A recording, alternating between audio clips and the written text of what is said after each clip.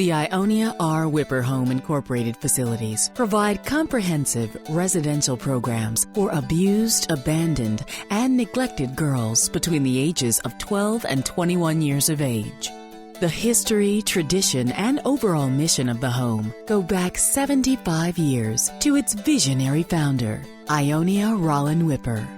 Truly a legendary person of color in Washington and across America, Dr. Ionia Rollin Whipper was part of a family with a legacy of achievements dating back to their Caribbean roots. She was a descendant of the Rollin family, who were among Charleston, South Carolina's elite families of color. The Rollins descended from emigres from Santo Domingo, Haiti, and were noted for their refinement and culture. During Dr. Whipper's lifetime, she gained distinction as a leader in health services to Washington's women, especially unwed mothers. In her book, Pride of Family, Dr. Whipper's great niece, Carol Ione, starts with an African poem saluting her family and definitely her great-aunt. Those who are dead are never gone. They are there in the thickening shadow. At the Whipper home, we don't believe Dr. Whipper is really gone because her legacy is still setting standards for care and compassion for young girls. Dr. Whipper graduated from Howard University Medical School in 1903. Her medical experience in obstetrics and as a caregiver in the maternity ward of Freedman's Hospital led her to a compassionate outreach to unwed mothers and neglected young mothers. She started an organized care program for young mothers in need at her office at 511 Florida Avenue Northwest. Through consultation with 7 men and women, they formed the Lend a Hand Club. This outreach was formalized as the Ionia R Whipper Home for Unwed Mothers, which served as the only maternity home for African American women in Washington, D.C. until well into the 1960s. So there was a kind of pride in among the women who were there, and a good feeling to be there. It felt like it certainly was a privilege to be there and to be taken care of by Sistoni. And I recall we had a garden, and there were ducks and chickens and things out back, and so they were in a very beautiful rural environment that was comforting to them. The Whipper home of today is a contemporary symbol of Dr. Whipper's achievements. During her years as a practicing physician, Dr. Whipper's personal concern for her fellow man earned her national acclaim for her efforts to improve health standards for Black women. She was happy that they had realized, that the government had realized that the babies were dying too soon because of ignorance, and she was out there to fix that. She did many other things besides teaching them how to deliver the baby and how to take care of him, what drops were supposed to be put in the eyes. And she held classes after she got them organized, and it was quite a little while to get them organized. Then when she did that, she went from there. Dr. Whipper moved the facility to 2000 Channing Street Northeast in 1951. In 1978, it became a shelter for abused girls between the ages of 12 and 21. When I came on board in 1979, the change in society's views of what a pregnant young woman would have to endure to acceptance by the community and by her family had greatly changed. We began looking at the needs in the metropolitan area, and we began to see an increase in child abuse and neglect. We built our program based on the holistic approach. Number one, a young woman needs to be educated. So we opened up our schoolhouse, and it was built in 1951. We had 2 visiting teachers from DC Public Schools who taught the young women reading and writing and arithmetic. People moved by the plight of abused and abandoned adolescent girls created the Whipper Home 75 years ago. Caring friends in the Lend a Hand Club helped Dr. Whipper make the home a reality in 1931. Through the years, the Whipper Home provided not only primary medical care for mothers and infants, but also extensive social services, education, and vocational support as well. When I was lucky enough to find and locate the Ionia Whipper Home, which has been in existence nearly 3/4 of a century. So it was set up by someone with the best intentions, the person who started the home. It was set up to help children that were struggling with issues within our community. The staff in the home had been there for decades and were committed to the work, committed to the children, and committed to helping their staff help the children that came into the home. So I found it to have more structure, more stability, more experience, and I felt that it really went out of their way to try to reach children that were going through horrendous situations in life. Who would the miseries of man foreknow? Apparently, in her life, Dr. Whipper foreknew. However, she passed in 1953. Her caring and forethought continues at Ionia R Whipper Home Incorporated. In the tradition of excellence, the Whipper Home continues to meet and ameliorate the miseries of our society, serving traumatized and abandoned girls. The uniqueness of it is that even though it's a home, you've got all these other, this umbrella of regulations that you must comply with, and but it still is a home. It still is their home, and you give them all the incentives, all the acknowledgments. They get the discipline, they get the rewards, they get the love, they get the nurturance, they get everything that a young person needs to survive.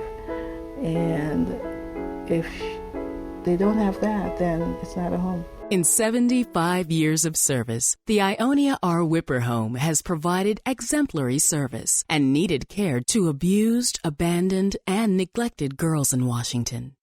I was initially impressed with the way in which they welcomed this child during the very first interview, an effort to make her feel comfortable, to assure her of the support and attention that she would get while she was there.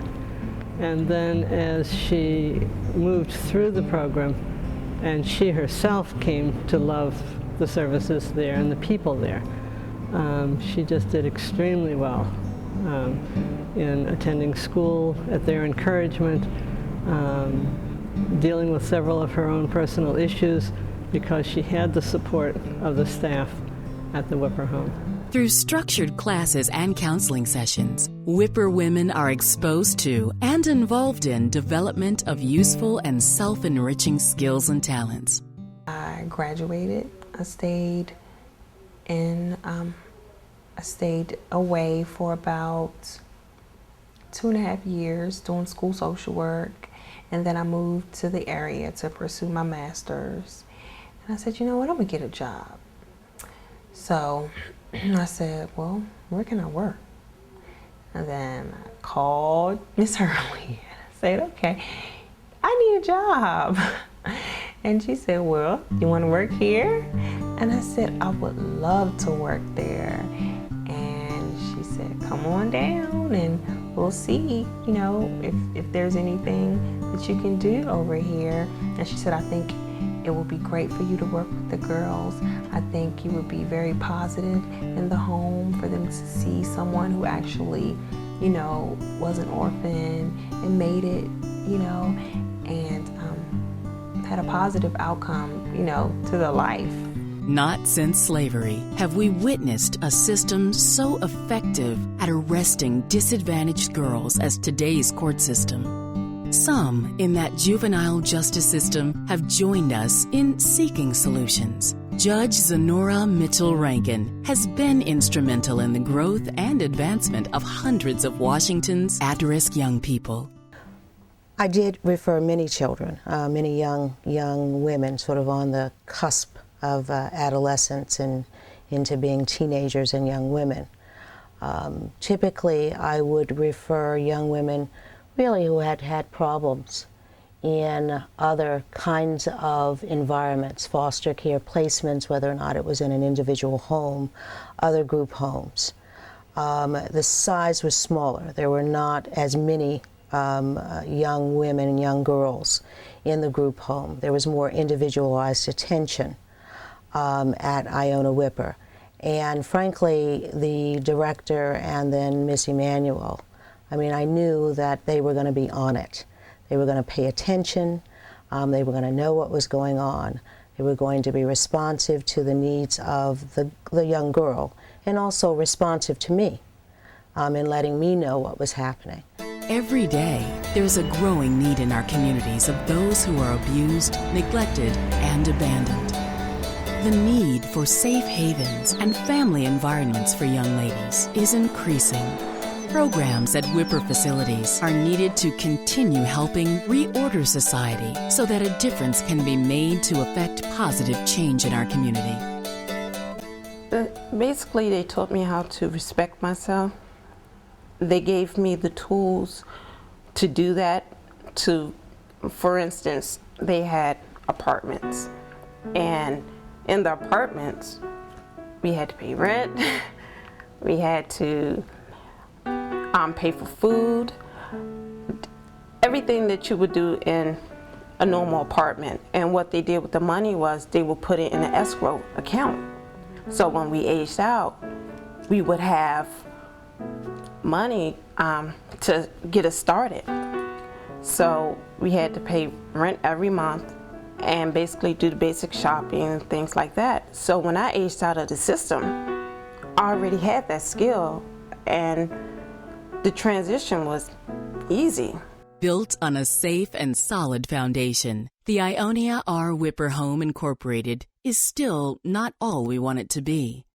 Socially responsible corporations, concerned individuals, and good Samaritans supported Dr. Whipper in the early days.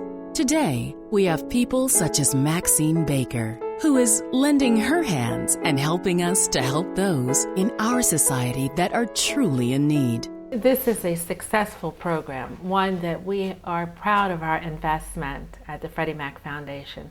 When you walk into the structure, you see how beautiful it is and how warm it is, and the care and attention to the facility.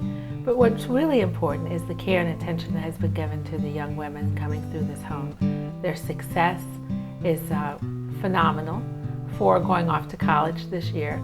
Children who oftentimes are written off in this society are being propelled into advancement academically. A Washington institution and landmark, the Whipper Home is distinguished in helping young girls help themselves. The home needs community support to continue its efforts that we've engaged over the past 75 years. Over the last several decades, there has been a decrease in funding for programs similar to the Ionia Whipper Home. And as a result of that, we've had to make some major fiscal decisions. Usually that meant the funds would pay for professional salaries, and as costs go up over time, we have found that we really are in need of more money for state-of-the-art equipment for our schoolhouse, to make sure the young women have the technology and the information available to them and the resources, and also an environment that would assist them with their learning and promote learning.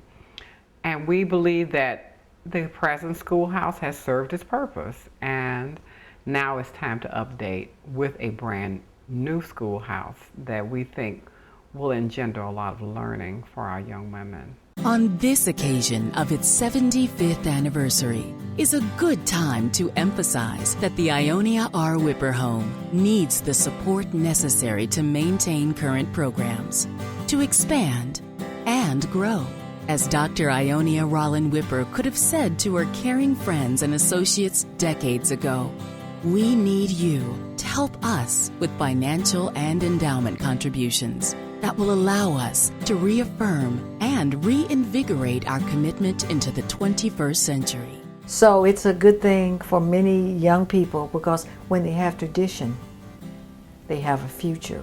And for many of our young people in Washington and in many metropolitan cities, this stability makes a difference between success and failure.